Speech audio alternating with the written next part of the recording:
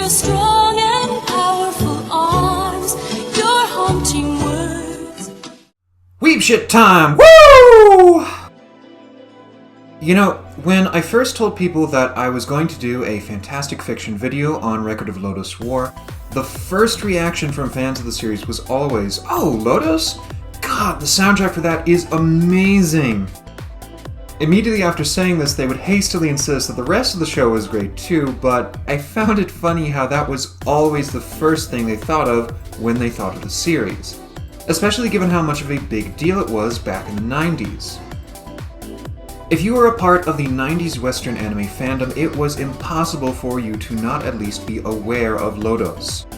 It was a staple of that era of Suncoast Video and Animerica magazine, and its influences can still be seen today. Ever wonder why elves in anime have really, really long ears? Lodoss, that's why. However, the thing about a lot of media which is emblematic of a specific time period is that it can age with that time period. As I stated in my Equal Rights video, George MacDonald's Lilith was groundbreaking when it was first published, but it has largely been forgotten now in the wake of its superior successors. Some shows and books can be like that local restaurant everyone in your town eats at. To those from that time and place, it's the best and a source of precious memories, but to any outsiders, it may be nothing special or even outright unappealing. So, as someone who was born in this period of anime fandom but never grew up in it, how well does Record of Lodoss War appeal to me? Well, first, let's explain what is Record of Lodoss War. Record of Lodoss War is a 13-episode OVA series based on a series of RPG replays.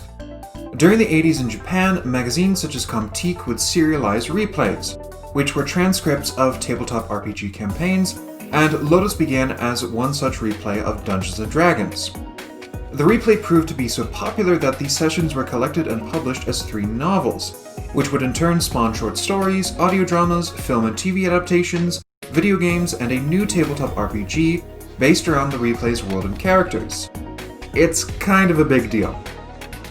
While it is a pop cultural phenomenon in Japan, though, the 13-episode OVA, which I am reviewing now, is really the only piece of this phenomenon that ever caught on in the West, although it caught on like a house on fire. Indeed, to quote Mike Crandall of Anime News Network, "This causes many fans of the fantasy genre to fairly drool upon seeing Record of Lodoss War for the first time. In fact, it was not until Peter Jackson's Lord of the Rings adaptation that Lodoss War was dethroned as the king of cinematic fantasy, live action or otherwise. In the animated realm, however, it still holds absolute sway." So what's the plot? Well, there's this dwarf named Gim, and he goes looking for this daughter of a high priestess who disappeared. And along the way, he picks up some other traveling companions like our protagonist Parn, and meanwhile there are these evil people who want to do evil things with some evil plot, and that all plays out in the background while our heroes are going on their journey, and yeah. If you've noticed that the answer to this question has less to do with the actual plot and characters and more to do with the OVA's place in pop culture history, well, I think you may begin to see the main issue. How does the world of Record of Lodoss War work? Okay, so long ago, Martha, the goddess of creation, went to war with Cardis, the goddess of destruction. The ensuing battle was so huge it ripped the earth apart and caused a new island to break away from the continent. That island's name was Lodoss, and it's where our story is set. The setting is pretty bare bones and basic, although I will admit I found myself drawn to it. Admittedly, this basicness is largely a product of its inception. Tabletop RPGs are less concerned with making worlds with intricate politics, economics, and cultures, because the main purpose of an RPG world is to give our players a place to explore. And in that regard, Lodoss succeeds brilliantly. Easily one of its strengths is that the big war which is raging between the various kingdoms of Lodoss remains a constant backdrop to our heroes' quests, and said heroes get dragged into the war despite their best efforts, but rather than being all-powerful protagonists who are able to single-handedly solve the war on their own, the main goal of Parn's group is simply to stay alive, with the war being far too large and multifarious for them to do anything else. It's a nice subversion of fantasy cliches, although the same cannot be said for the series' handling of fantasy races. Again, the series started out as a Dungeons & Dragons campaign, so there are certain races that exist solely as enemies for our heroes to kill. However, while this sort of thing makes sense for a game, which requires player input and challenges, it makes significantly less sense for a story, with characters and motivations. In the second episode, Parn helps a young woman in his village who is being attacked by goblins, but later he gets chastised by the other villagers for this. You see, even if the goblins are violent, the mayor of the human village has told everyone that they need to leave the goblins alone.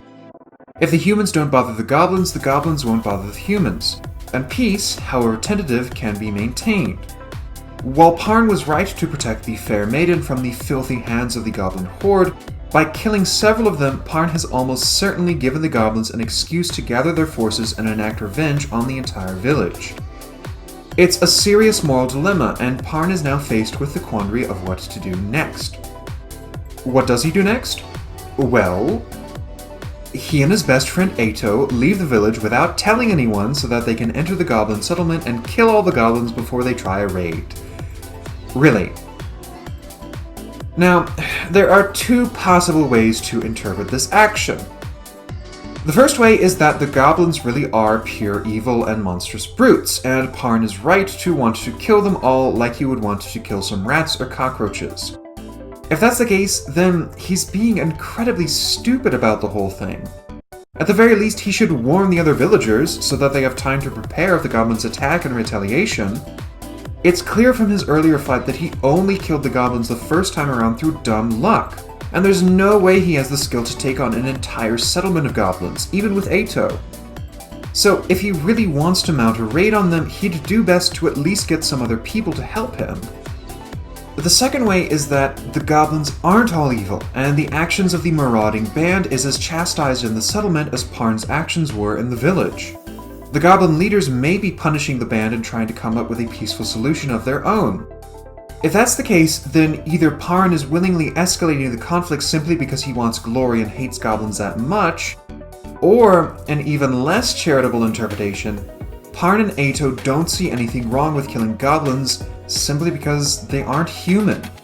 Their actions then are akin to someone in our world going, "Oh, hey boys, you want to go on down to the reservation or the Pale of Settlement and have some fun?" We're just having a little fun, Fiatka. Parn's actions make perfect sense for a game campaign when our players need enemies to fight, but they make significantly less sense for an actual story, where people need reasons to do what they do beyond simply, "I need XP."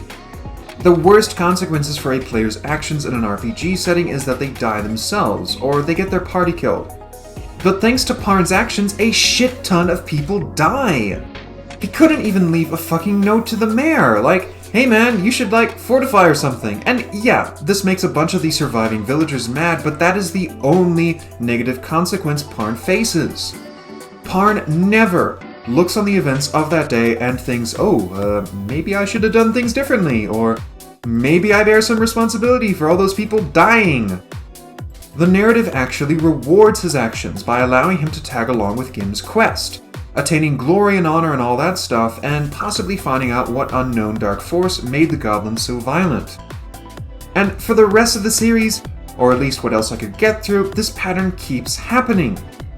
Parn's recklessness and stubbornness continuously make things more difficult for his companions, especially since he doesn't have the martial skill to back this attitude up, but instead of his friends calling him out or him going through some realization, everyone he meets can't help but love him and praise him and reward him for all his actions.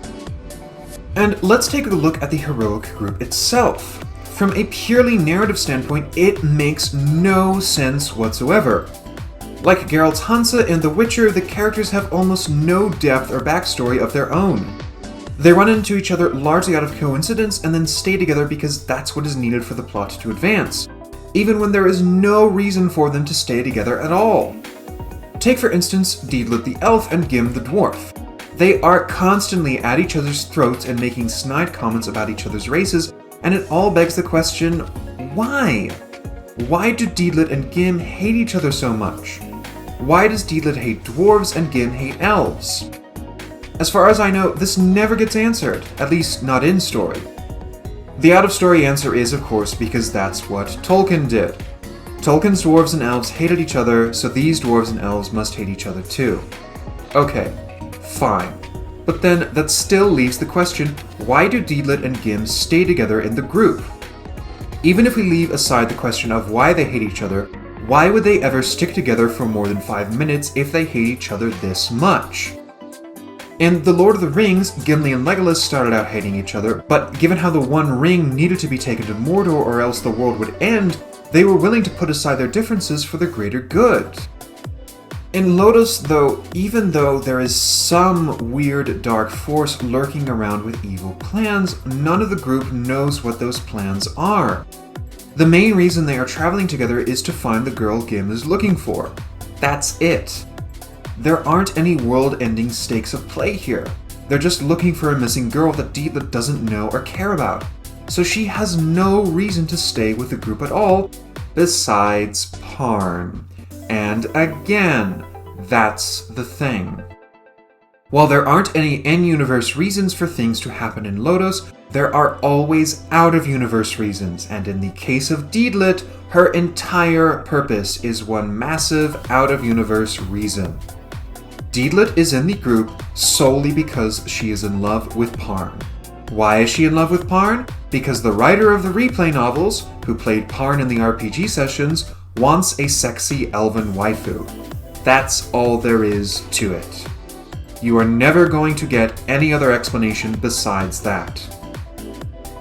Even if Parn does nothing but badmouth or ignore her, which happens constantly in the series, Deedlit never stops being totally enamored with him. Does she have friends? Family? A backstory? Who cares? She's a sexy elven waifu, that's all you need to know. From what information I could gather on the replays, it seems Deedlit was played by a buddy of the writers, and I am not at all surprised, given how Deedlit's actions in the OVA perfectly resemble how two dudes think women act, despite these actions making no sense when you try to imagine her as a character and not as a wish fulfillment fantasy. There is no reason why several of the main characters couldn't have been combined or excised entirely for the story. Indeed, that probably would have made the story stronger. If you combine Parn and Gim, say, make the quest about Parn trying to find his mysterious dad who disappeared, that's already a more compelling narrative than, "Oh, I got kicked out of my village and I'm going to wander around until I find out things." If you cut Slain out and give his magic duties to Ato, it wouldn't really change anything in the plot. And if you beefed up Deedlit's backstory and motivation, she might honestly be more than just a waifu mascot. Woodchuck, he's alright. Yeah, he's good comic relief. I like him. He's good. The problem with the world of Lodoss isn't so much the world itself, but the people living in it. I don't mind cliché settings if the characters are compelling, but in the case of Lodoss, the characters are cardboard. What does Record of Lodoss War have to say? Nothing. It's a bog-standard fantasy quest, and there's nothing in the way of deeper themes or messages. Again, it's an RPG campaign. You are watching an RPG campaign, but you don't have the benefit of it being your own RPG campaign with your own group of friends. Which leads to my final verdict. I can't speak for everyone who plays tabletop RPGs, but I think I can say without fear of contradiction that the biggest draw of games like Dungeons & Dragons is the fact that you play it with your friends. Maybe you enjoy collecting the figures and designing the dungeons, but the main reason you like to play tabletop RPGs is that you're with your buddies. You know your friends. You know their idiosyncrasies, their jokes, the way they play their characters, and so you know more or less what to expect from a D&D session with them. If you are not from that friend group though, if you are an outsider looking in and you remove the element of friendship, it simply isn't as fun. The characters of Record of Lodoss War are really flat, but that's because they were meant as vessels for a friend group to play with. They were never designed to carry an actual proper plot on their own, but it's because of this that I, as an outsider looking in, simply cannot get into Lodoss. The soundtrack is indeed amazing. The animation is top quality. The world, while basic, is still pretty engaging. But the characters are dull as a brick, and even though they are my only real major complaint with the series, that one aspect is honestly enough to kill any enjoyment I have. I'm sure that some diehard fans will complain that because I only made it 5 episodes through, that I'm not in a position to judge Lodoss. But if you can't finish eating an unappetizing meal, that's a bad meal. If you can't sit through a boring movie, that's a bad movie. And even if Lodoss may get good in the future, that would still mean I'd have to put up with the nonsense that made me quit for who knows how much longer. I couldn't even finish Record of Lodoss War, and when I can't even finish a work, that gets it a 1 out of 10. Maybe, as Mike Crandall said, Record of Lodoss War did indeed set the bar for animated fantasy, or at least for fantasy anime, but if that's the case, it set the bar really, really low. So for now, I'm Marco Keen, signing off, and I hope you liked this video. If you did, and you'd like to see me make more, please leave a like or comment down below, share my video via Twitter, Facebook, Instagram, or other means, and subscribe to my channel. Also, if you'd like to get back at me for saying that your favorite anime is trash, please check out my own fantasy novel on Amazon, The Song of Morian: Mercy and Monsters. You only need to spend $1 to be a verified purchase and spam me with 1-star reviews. And if I sell 200 copies, I get to publish the sequel, which will give you another opportunity to review bomb me. So go ahead and vent your anger at me via the link in the description. It'll make you feel better. Thank you all, and I will see you in the next one.